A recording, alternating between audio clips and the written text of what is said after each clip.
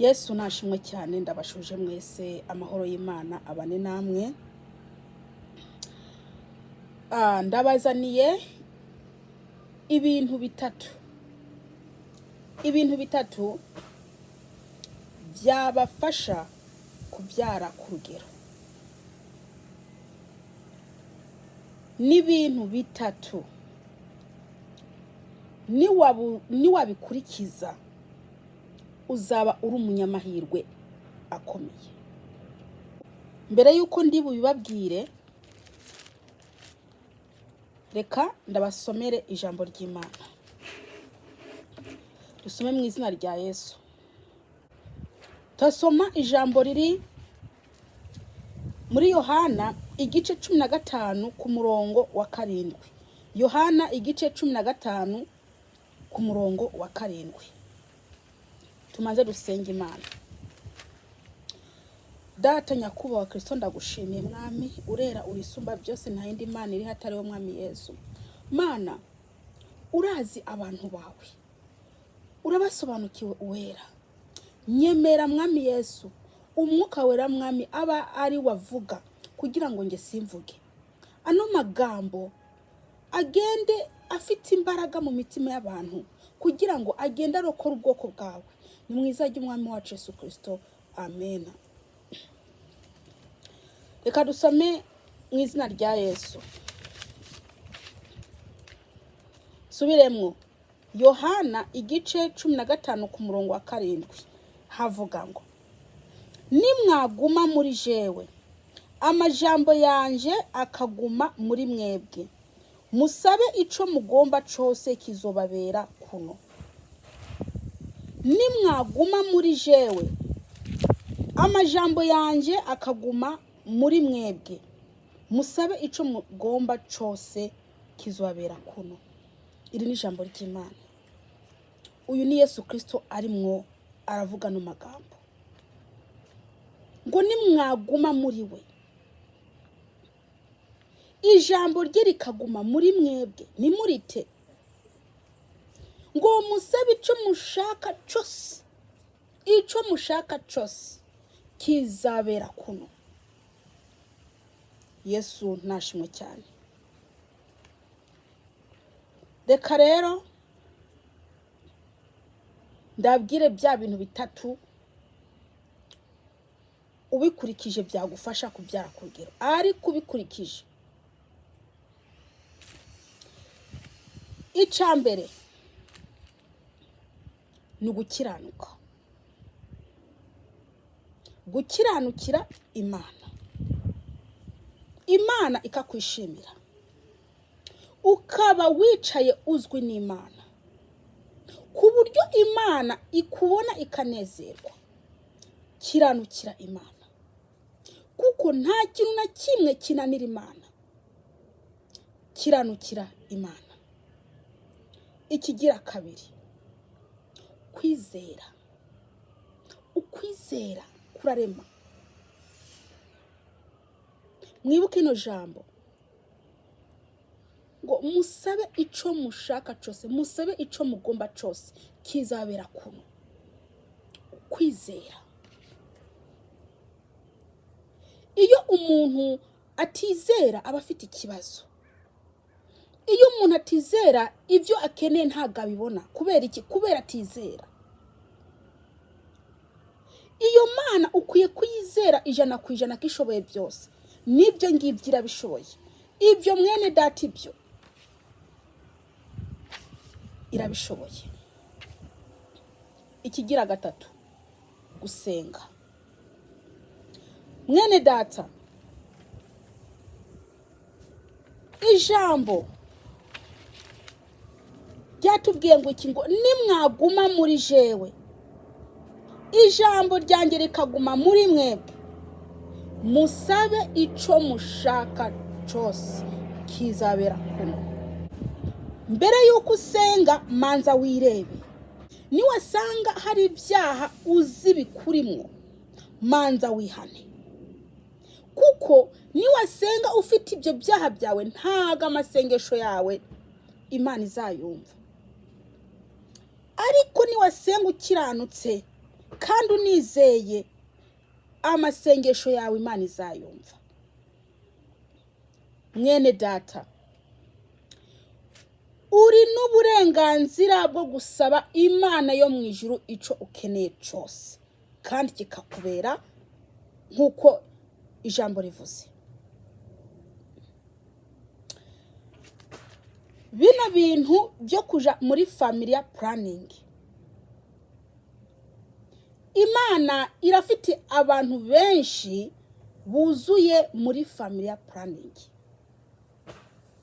Ukwizera kwabo kwarabavuyemo, ntago bashobora kwizera ko Imana yabaha family planning.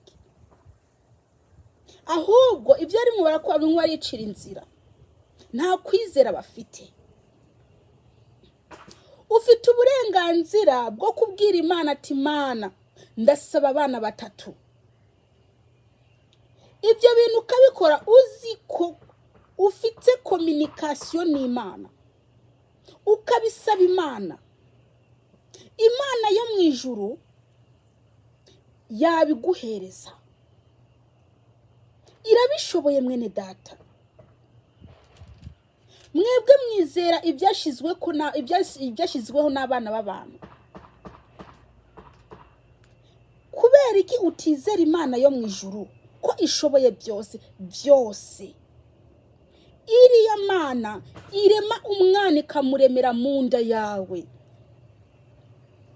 ikamuteraho mbese amaguru, inzara, umutwe, byose ikabikorera mu nda yawe. Wewe ntubimenye, ukazibona inda igeziyo. Iyo Mana iremera umwana mu nda yawe utabizi, utabyumva, yananigwa no kuguha urubyaro ku rugero.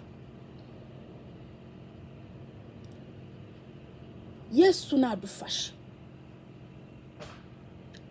Ngendazi abo Imana yabikoreye. None we mwene data, ni igiki uri muratinya ko udashaka gusenga Imana ngo ubwire Imana uyibwire icyo ukeneye? Kuja muri family planning Imana ntago ibyemera. Izo nshinge nibyo binini mwirirwa mumira, Imana ntibikeneye. Kiranukira Imana, gukiranukira Imana, ukirinda cyane gisa nacyo. Ubonye wandi ugasaba Imana imbabazi, ugakiranukira Imana, ugaca uyisaba icyo ushaka ufite no kwizera. Niba ushaka ko Imana iguha abana 10, irabishoboye. Niba ushaka ko Imana iguha abana 20, rwose Imana irabishoboye. Nimba ushaka ko Imana iguheza umwana buri mwaka buri mwaka ukabyara, irabishoboye. Nta kintu na kimwe naniwe. Niba ushaka kubyara umwana akabanza akamara imyaka 5, ugashaka kubyara uwundi, irabishoboye. Kiranukira Imana. Niwamara gukiranukira Imana, yibwire icyo ukeneye. Yibwire icyo ukeneye. Mwene data, abarimwe barababesha ngo family planning si icyo. Abarimwe barababesha. Family planning Imana ntiyemera. Ufite uburenganzira bwo gusaba Imana abana ukeneye. Niba ari abana 2 rwose, urafite uburenganzira bwo gusaba abana 2 ku Mana. Nimba ari umwana umwe, urafite uburenganzira bw'ibyo ati mwami wanjye nsaba umwana umwe. Niba udashaka kubyara, urabwira ati Mana yanjye mfungura ubyaro, sishaka kubyara. Byose irabishoboye. Byose irabishoboye. Mwene data, reka kwiyica ngo wice ubugingo bwawe kandi wice n'umubiri wawe. Kubera ko iyo family planning irimo irica ubugingo bwawe, nubwo yirimwo ikanica n'umubiri. Family planning ntago ari nziza ku muntu w'umukristo. Ku muntu ashaka kuja mu ijuru ntago ari nziza. Mwene data muranyumvise, urashobora kuba uri muri family planning. Bireke. kurikiza bino ndikunda kubwira, kiranukira Imana, ugira ukwizera, usenge. Byukuri Imana irabishoboye. Niba Imana itera umusatsi, ishira umusatsi ku mwana ari mu nda, ntihagire icuba, iyo Mana yananirwa no guha abana kugira. Bene data, ese ko Imana yumva amasengesho, ni kubera kuri yica? Imana irumva gusenga, icyo yisabye rwose wizeye irakiguhereza. Iyo uyisabye wizeye kandi atabyaha ufite, irabiguhereza. Ijambo mwaryumvishije, nimwaguma muri jewe, amagambo yanjye akaguma muri mwebwe, musabe icyo mushaka, icyo mugomba cyose kizababera kuno.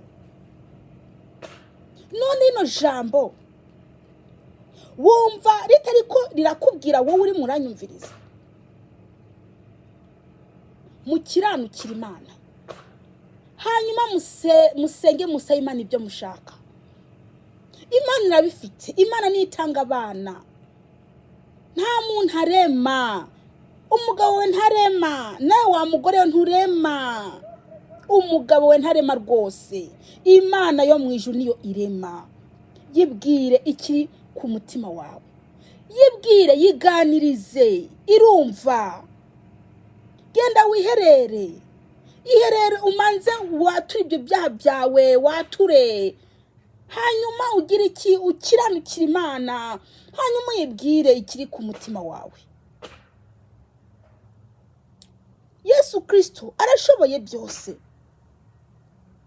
Mugira ukwizera muri Kristo Yesu. Yesu Kristo nta kintu na kimwe kimunaniye. Byukuri mureke kwica ubugingo bwanyu, mureke kwica ubugingo bwanyu mwebwe. Nimusabe icyo mushaka cyose kizabera kuno. Musabe Imana kubyara ku rugero, izayibahereza. Mugira ukwizera, mbese mwizere Imana 100%, ntimukekeranye.